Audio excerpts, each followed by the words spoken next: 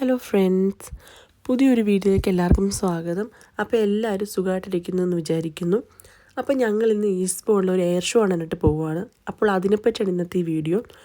അപ്പോൾ എല്ലാവരും video skip ചെയ്ത് മുഴുവനും കാണുക. അതുപോലെ ചാനൽ സബ്സ്ക്രൈബ് ചെയ്യാത്തവർ ഒന്ന് സബ്സ്ക്രൈബും കൂടെ ചെയ്യുക. അപ്പോൾ ഞാനിന്ന് ഭയങ്കര എക്സൈറ്റഡാണ് ഈ ഷോ കാണാൻ പോകാനായിട്ട്. ഈ ഒരു ഷോ എന്ന് പറഞ്ഞു കഴിഞ്ഞാൽ എല്ലാ വർഷവും ഓഗസ്റ്റിൽ നടത്തുന്ന ഒരു ഷോയാണ്. കഴിഞ്ഞ 2 വർഷവും പോകണമെന്ന് വിചാരിച്ചിട്ട് പോകാൻ സാധിച്ചില്ല. നാട്ടിൽ പോയേക്കുമായിരുന്നുകൊണ്ട് പോകാനായിട്ട് സാധിച്ചില്ല. അപ്പോൾ എന്തായാലും ഇപ്രാവശ്യം പോകണമെന്ന് ഉറപ്പിച്ചിരിക്കുമായിരുന്നു. അപ്പോൾ നമുക്ക് ഇവിടുന്ന് ഒരു 30 മിനിറ്റ്സ് ആണുള്ളത്. ട്രെയിനിൽ പോകാനായിട്ട് ഒരു 30 മിനിറ്റ്സ് ആണുള്ളത്.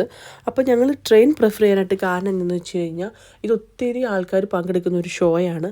അതുകൊണ്ട് തന്നെ ഭയങ്കര ട്രാഫിക് ബ്ലോക്ക് ഉണ്ടാകും. അതുപോലെ പല റോഡുകൾ അവർ ക്ലോസ് ചെയ്ത് വെക്കും. അതുപോലെ കാർ പാർക്ക് ചെയ്യാനായിട്ട് സ്ഥലം ഉണ്ടാവത്തില്ല. അങ്ങനെ പല ബുദ്ധിമുട്ടുകളുണ്ട്. അപ്പോൾ നമുക്ക് ട്രെയിനിൽ പോവുകയാണെങ്കിൽ റിസ്ക് ഒന്നും ഉണ്ടാവത്തില്ല. അതുകൊണ്ടാണ് ഞങ്ങൾ ട്രെയിൻ പ്രിഫർ ചെയ്തത്. അപ്പോൾ ഞങ്ങളാണെങ്കിൽ ഒരു 10:30 ആയപ്പോൾ വീട്ടിൽ നിന്ന് ഇറങ്ങി. കാരണം ഇവിടുന്ന് നമുക്കൊരു 10 മിനിറ്റ്സ് ഡ്രൈവേ ഉള്ളൂ റെയിൽവേ സ്റ്റേഷനായിട്ട്. അവിടെ ചെന്ന് കഴിഞ്ഞപ്പോഴത്തേട്ടും ഭയങ്കര തിരക്കായിരുന്നു. കാരണം ട്രെയിൻ ബ്രൈറ്റനിലോട്ടുള്ള ട്രെയിനായിരുന്നു. പക്ഷേ ഞങ്ങൾക്ക് തോന്നിയായിരുന്നു എല്ലാവരും ഈസ്റ്റ്ബോണിലോട്ടായിരിക്കുമെന്ന്. കാരണം ഇത്രയും തിരക്ക് ഞാൻ ഒരിക്കലും കണ്ടിട്ടില്ല. അതുമാത്രം തിരക്കായിരുന്നു. അപ്പം ഞങ്ങളാണെങ്കിൽ ഒരു 11:30 ആയപ്പോഴത്തേട്ടും ഞങ്ങൾ അവിടെ എത്തി. അപ്പോൾ ഞങ്ങൾ ഒരു ഷോപ്പിങ്ങിനൊക്കെ പോയി. കാരണം ആ ഷോ തുടങ്ങിയിട്ടുണ്ടായിരുന്നില്ല. അതുകൊണ്ട് തന്നെ ഒരു ഷോപ്പിങ്ങിനൊക്കെ പോകുമെന്ന് വെച്ചുകൊണ്ട് ഷോപ്പിങ്ങൊക്കെ പോയി. അപ്പോൾ ഞങ്ങൾ ഇത്രയും നേരത്തെ വന്നത് എന്തിനാണെന്ന് വെച്ച് കഴിഞ്ഞാൽ ഞാൻ ഗൂഗിളിൽ സെർച്ച് ചെയ്ത് നോക്കിയപ്പോൾ 11 to 5 PM lunch time to 5 PM അങ്ങനെ 2 ടൈംസ് കാണിച്ചായിരുന്നു. അപ്പം നമ്മൾ എല്ലാ പ്രാവശ്യം പോകുമ്പോഴും ടൈം ചെക്ക് ചെയ്തിട്ട് വേണം പോകാനായിട്ട്. അപ്പോൾ 11 അവർ കാണിച്ചിരുന്നത് ഈ ഈസ്റ്റ്ബോണിലെ ഒത്തിരി ഷോപ്സും സംഭവങ്ങളൊക്കെ ഉണ്ട്. ആ സീ ഫ്രണ്ടിൽ ഈ പ്രോഗ്രാം നടക്കുന്നതിൻ്റെ അടുത്ത് അതെല്ലാം ഓപ്പൺ ചെയ്യുമെന്നാണ് പറഞ്ഞിരുന്നത്. ഞാൻ വിചാരിച്ചു നേരത്തെ ഷോ തുടങ്ങുന്ന പറഞ്ഞാൽ ഇത്രയും നേരത്തെ വന്നത്. അത്രയും നേരത്തെ കൊണ്ട് ഒരു കാര്യമില്ലായിരുന്നു. കാരണം ഷോ സ്റ്റാർട്ട് ചെയ്ത് 2:30 അപ്പം നമ്മൾ അതുകൊണ്ടാണ് ഈ ഷോപ്പിങ്ങിനെല്ലാം പോയത്. അപ്പോൾ നമ്മൾ നേരത്തെ വന്നത് കാരണം തന്നെ നമ്മൾ ഈ നോക്കിയപ്പോഴത്തേട്ടും കിഡ്സിൻ്റെ കുറേ ആക്ടിവിറ്റീസ് എല്ലാം കണ്ടു. അപ്പോൾ വിചാരിച്ചു എന്തായാലും ഇഷ്ടംപോലെ സമയമുണ്ട്, ഇനി ഒട്ടും സമയമായിട്ടില്ല. അതുകൊണ്ട് തന്നെ സ്റ്റീവിന് ഏതെങ്കിലുമൊക്കെ ഒരു ആക്ടിവിറ്റീസിലൊക്കെ ഒന്ന് പങ്കെടുപ്പിക്കുമെന്ന് വിചാരിച്ചു. കാരണം അവന് ഇങ്ങനെ ഔട്ട്ഡോർ ആക്ടിവിറ്റീസൊക്കെ ഭയങ്കര ഇഷ്ടമാണ്. അവന് വീട്ടിലിരിക്കുന്നത് ഇഷ്ടമേ അല്ല. എപ്പോഴും പുറത്തു പോകാൻ ഇഷ്ടപ്പെടുന്ന ഒരാളാണ് സ്റ്റീവ്. അപ്പോൾ ഇതിൻ്റെ അതാണ് നമ്മൾ സ്റ്റീവിനെ കയറ്റിയത്. എനിക്കിതിൻ്റെ പേരൊന്നും അറിഞ്ഞുകൂടാ. ഇതിനാണെങ്കിൽ £5. പക്ഷേ ഇത് അൺലിമിറ്റഡാണ്. എന്തോരം നേരം വേണം നമുക്കിതിൽ കളിക്കാം. ഇത്ര സമയമൊന്നുമില്ല. അതുകൊണ്ട് തന്നെ സ്റ്റീവ് അതിനകത്തിരുന്ന് ഭയങ്കര എൻജോയ് ചെയ്യുമായിരുന്നു. സ്റ്റീവിനെ വിളിച്ചിട്ടാണെങ്കിൽ സ്റ്റീവ് മൈൻഡ് പോലും ചെയ്യുന്നുണ്ടായിരുന്നില്ല.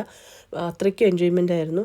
അപ്പോൾ ഈ ഒരു സീസൈഡ് ആണെന്ന് പറഞ്ഞാൽ പോലും കാറ്റും എല്ലാം ഉണ്ടെങ്കിൽ പോലും ഭയങ്കര ചൂടായിരുന്നു. ഞാൻ മടുത്തുപോയി. ഞാൻ കുറച്ച് നേരം എന്നിട്ട് വിശ്രമിച്ചു. കാരണം അത്രയ്ക്കും ഞാൻ മടുത്തുപോയി. കാരണം നമ്മുടെ ഈ UK-യിലൊരു വെയിലെന്ന് പറഞ്ഞാൽ അത്രയ്ക്കും കഠിനമായ വെയിലാണ്. നമുക്കത് താങ്ങാൻ പറ്റത്ര വെയിലാണ്. പിന്നെ ഒരു കണക്കിനാണ് കളിയെല്ലാം കഴിഞ്ഞ് സ്റ്റീവിനെ ഒന്ന് വിളിച്ചുകൊണ്ട് വന്നത്. സ്റ്റീവ് എന്ത് ചെയ്താലും വരത്തില്ലായിരുന്നു. സ്റ്റീവ് ഭയങ്കരമായിട്ട് എൻജോയ് ചെയ്യായിരുന്നു. പിന്നെ ഒരു കണക്കിന് സ്റ്റീവിനെ വിളിച്ചുകൊണ്ട് വന്നു. പിന്നെയും ഇഷ്ടംപോലെ സമയമുണ്ട്. കാരണം 2:30 ഷോ തുടങ്ങുന്നത്. നമ്മൾ ഒത്തിരി നേരത്തെ ഒന്നും ഇഷ്ടംപോലെ സമയമുണ്ട്. അങ്ങനെ ബോറടിച്ചിരിക്കുമ്പോഴാണ് ഞാൻ ഒരു വീഡിയോ പിടിക്കാമെന്ന് വിചാരിച്ച് ഞാൻ ചുമ്മാ ഇരുന്ന് വീഡിയോ പിടിച്ചുകൊണ്ടിരുന്നു. കാരണം വേറെ പ്രത്യേകിച്ചൊന്നും ചെയ്യാനില്ല. കാരണം ചേട്ടൻ്റെ ഒരു ഫ്രണ്ടും മോനും വന്നിട്ടുണ്ട്. അപ്പോൾ സ്റ്റീവ് ഫുൾ ആ കുട്ടിയുടെ കൂടെ ഓടി കളിച്ച് നടക്കുമായിരുന്നു. അപ്പോൾ പിന്നെ എനിക്ക് വേറെ പ്രത്യേകിച്ച് ഒന്നും ചെയ്യാനില്ലാത്തതുകൊണ്ട് ഞാൻ ഈ വീഡിയോ പിടുത്തമായിരുന്നു. അങ്ങനെ വീഡിയോ പിടിച്ചുകൊണ്ടിരിക്കുന്നതിനിടയ്ക്കാണ് പെട്ടെന്നാണ് അനൗൺസ്മെൻറ്റ് കേട്ടത്. എയർ ഷോ സ്റ്റാർട്ട് ചെയ്യാൻ പോകുമെന്ന് പറഞ്ഞുകൊണ്ട്. പറഞ്ഞു തീർന്നതും എല്ലാവരും ആകാശത്തായിട്ട് ഉറ്റു നോക്കിക്കൊണ്ടിരുന്നു. പെട്ടെന്നാണ് നമ്മൾ പ്രതീക്ഷിച്ചതിനേക്കാളും വേഗത്തിലാണ് എയർ ഷോ സ്റ്റാർട്ട് ചെയ്തത്. അപ്പോൾ ഈ ഒരു ഷോയിനെ പറ്റി പറയുവാണെങ്കിൽ ഈ ഒരു ഇവൻറ്റിന് എയർബോൺ എന്നാണ് പറയുന്നത്. ഇവരിത് ഇപ്രാവശ്യം കണ്ടക്ട് ചെയ്യുന്നത് 15 to 18 4 ദിവസത്തായിട്ടാണ് ഈ ഒരു ഷോ ഇവർ കണ്ടക്ട് ചെയ്യുന്നത്. അപ്പോൾ ഓരോ വർഷവും എല്ലാ വർഷവും ഓഗസ്റ്റിലായിരിക്കും. പക്ഷേ ഓരോ വർഷവും ഡിഫറെൻറ്റ് ഡേറ്റ്സിലായിരിക്കും ഇവർ ഈ ഷോ കണ്ടക്ട് ചെയ്യുന്നത്. അപ്പോൾ ആനുവലി നടക്കുന്നൊരു ഷോ ഞാൻ ആദ്യമേ പറഞ്ഞു. ആനുവലിയാണ് ഈ ഷോ നടക്കുന്നത്. എല്ലാ വർഷവും ഓഗസ്റ്റിലായിരിക്കും നടക്കുന്നത്. പിന്നെ ഇത് ടൈം ഞാൻ പറഞ്ഞായിരുന്നു. ലഞ്ച് ടൈം മുതൽ 5 PM 5 മണിയാകുമ്പോഴത്തേക്ക് ഇവർ ഈ ഷോ മുഴുവൻ അവസാനിപ്പിക്കും. 5 മണി വരെ ഈ ഷോ ഉണ്ടാവത്തുള്ളൂ. അതുപോലെ ഇപ്രാവശ്യത്തെ ഷോയ്ക്കൊരു പ്രത്യേകതയുണ്ട്. കാരണം എന്തെന്ന് വെച്ച് കഴിഞ്ഞാൽ ഈ ഈസ്റ്റ്ബോൺ എയർ ഷോ അതിൻ്റെ 30th ആനിവേഴ്സറി സെലിബ്രേറ്റ് ചെയ്യുകയാണ് ഇത്തവണ.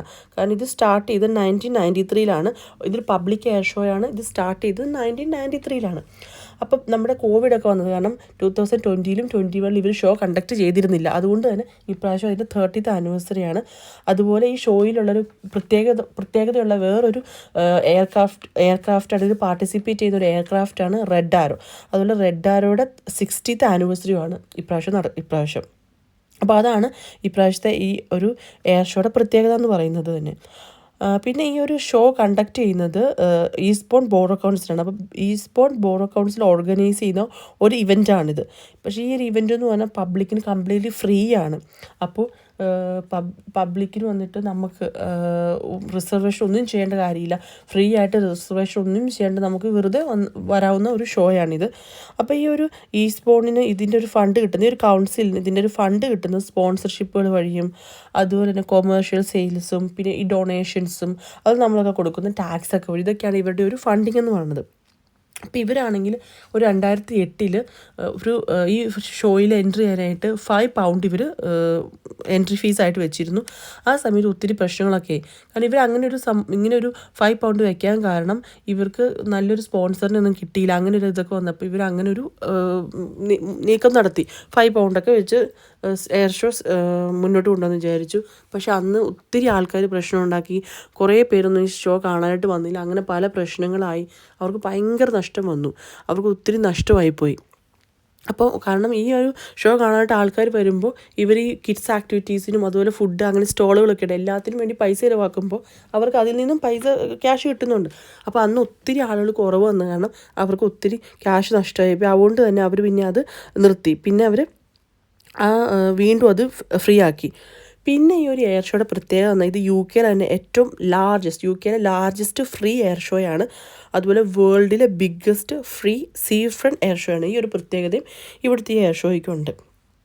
അപ്പോൾ ഈ ഒരു എയർ ഷോയിൽ തേഴ്സ്ഡേയിലാണ് റെഡ് ആരോസ്. തേഴ്സ്ഡേ എന്ന് പറഞ്ഞാൽ എൻ്റെ ഓപ്പണിംഗ് ഡേ ആണ് തേഴ്സ്ഡേ. അന്നാണ് റെഡ് ആരോസ് ഉള്ളത്. അപ്പോൾ അതുകൊണ്ട് തന്നെ ഏറ്റവും കൂടുതൽ ആൾക്കാർ വരുന്നതും തേഴ്സ്ഡേയിലാണ്. ഈ റെഡ് ആരോ ആയിട്ട് തേഴ്സ്ഡേയിലാണ് വരുന്നത്. അപ്പോൾ ഈ റെഡ് ആരോ ഫ്ലൈ ചെയ്യുന്നത് റോയൽ എയർഫോഴ്സ് ആണ്. അവരാണ് ഈ റെഡ് ആരോ ഫ്ലൈ ചെയ്യുന്നത്. അപ്പോൾ ഇവർ ഫസ്റ്റ് 1965 ഇവരിത് ഫ്ലൈ ചെയ്തത്. ആദ്യമായിട്ട് ഇവരിത് ഫ്ലൈ ചെയ്ത് 1965 റെഡ് ആരോ ഫ്ലൈ ചെയ്തത്. അപ്പോൾ റെഡ് ആരോ ഫ്ലൈ ചെയ്യുന്ന റോയൽ എയർഫോഴ്സ് ആണ്. അപ്പോൾ റോയൽ എയർഫോഴ്സ് എയറോബാറ്റിക് ടീമാണിത് ഫ്ലൈ ചെയ്യുന്നത്. അപ്പോൾ ഇവർ വന്നിട്ട് അക്രോസ് ദ ഗ്ലോബ് ഒരു 4900 ടൈംസ് ഇവർ പെർഫോം ചെയ്തിട്ടുണ്ട്. അപ്പോൾ ഈ തേഴ്സ്ഡേയിൽ പങ്കെടുക്കുന്ന എയർക്രാഫ്റ്റുകൾ എന്ന് പറഞ്ഞാൽ red arrow, battle of Britain memorial flight, Swedish air force, അങ്ങനെ ഒത്തിരി ഫ്ലൈറ്റുകളുണ്ട്. അപ്പോൾ 4 ദിവസത്തിലെ ഈ എയർ ഷോയിൽ 4 ദിവസം ഡിഫറെൻറ്റ് എയർക്രാഫ്റ്റ്സാണ് പാർട്ടിസിപ്പേറ്റ് ചെയ്യുന്നത്. അപ്പോൾ ഈ 30th ആനിവേഴ്സറി പ്രമാണിച്ച് സൺഡേയിൽ 9 PM ഇവരൊരു ഫയർ വർക്ക് പ്ലാൻ ചെയ്തിട്ടുണ്ട്. അതുപോലെ തന്നെ ഇവർ കുറേ ആക്ടിവിറ്റീസൊക്കെ അന്ന് പ്ലാൻ ചെയ്തിട്ടുണ്ട് ഈ 30th ആനിവേഴ്സറി ആഘോഷിക്കാനായിട്ട്. അപ്പോൾ ഇനി നിങ്ങൾ എന്തായാലും ബാക്കി വീഡിയോ കാണുക. പിന്നെ ഈ വീഡിയോ എടുത്തപ്പോഴത്തേട്ടും അത്രയും ഒരു ഭംഗി നിങ്ങൾക്ക് വീഡിയോയിൽ കാണാൻ പറ്റുമെന്ന് എനിക്കറിയത്തില്ല. കാരണം നമ്മൾ നേരിട്ട് കാണുന്ന എന്താണ് നമ്മൾ നേരിട്ട് കാണുമ്പോൾ ഒരു ഭംഗി ഒരിക്കലും വീഡിയോ എടുക്കുമ്പോൾ അത് വരത്തില്ല. കാരണം നമ്മൾ നേരിട്ട് നമ്മുടെ കണ്ണുകൊണ്ട് കാണുന്ന പോലെ അല്ലല്ലോ ഒരു വീഡിയോയിൽ കാണുന്നത്. അപ്പോൾ ഞാൻ മാക്സിമം സൂം ചെയ്താണ് എടുത്തത്. 9.2 വെച്ച് സൂം ചെയ്താണ് എടുത്തത്. എന്നിട്ടും ഒരു അത്രയും ഒരു ക്ലാരിറ്റി ഉണ്ടോ അല്ല ക്ലിയർ ആയിട്ട് നിങ്ങൾക്ക് അത്ര ആസ്വദിക്കാൻ പറ്റുമെന്ന് എനിക്കറിയത്തില്ല. കാരണം ഞാൻ പറഞ്ഞ പോലെ തന്നെ നേരിട്ട് കാണുന്നത് വീഡിയോ ഒത്തിരി ഡിഫറെൻ്റ് ആണ്. എന്നാലും നിങ്ങൾ മാക്സിമം ആസ്വദിക്കാൻ പറ്റുമെന്ന് വിചാരിക്കുന്നു. അപ്പോൾ എല്ലാവരും എയർ ഷോ മൊത്തം കാണുക.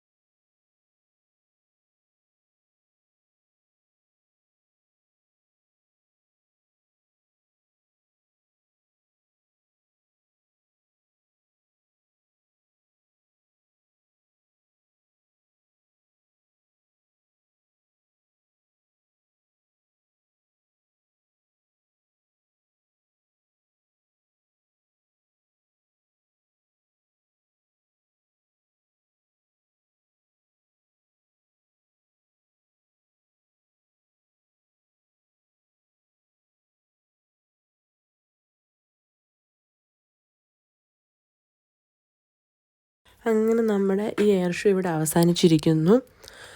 അപ്പോൾ എല്ലാവർക്കും വീഡിയോ ഇഷ്ടമായെന്ന് വിചാരിക്കുന്നു. അപ്പോൾ ഞങ്ങളിപ്പോൾ തിരിച്ചു പോയിക്കൊണ്ടിരിക്കുകയാണ്. അപ്പോൾ എല്ലാവരും വീഡിയോ എൻജോയ് ചെയ്തെന്നും എല്ലാവർക്കും വീഡിയോ ഇഷ്ടമായെന്ന് വിചാരിക്കുന്നു. അപ്പോൾ ഈ ചാനൽ സബ്സ്ക്രൈബ് ചെയ്യാത്തവർ ഒന്ന് സബ്സ്ക്രൈബ് ചെയ്യുക. അതുപോലെ തന്നെ വീഡിയോ ലൈക്ക് ചെയ്യുകയും ഷെയർ ചെയ്യുകയും കമൻറ്റ് ചെയ്യുകയും എല്ലാം ചെയ്യുക. അപ്പോൾ ഞാൻ ഇനിയും ഇതുപോലത്തെ വീഡിയോസൊക്കെ അപ്ലോഡ് ചെയ്യുന്നതായിരിക്കും. പുതിയൊരു വീഡിയോയുമായി കാണുന്നവരെ എല്ലാവർക്കും ബൈ.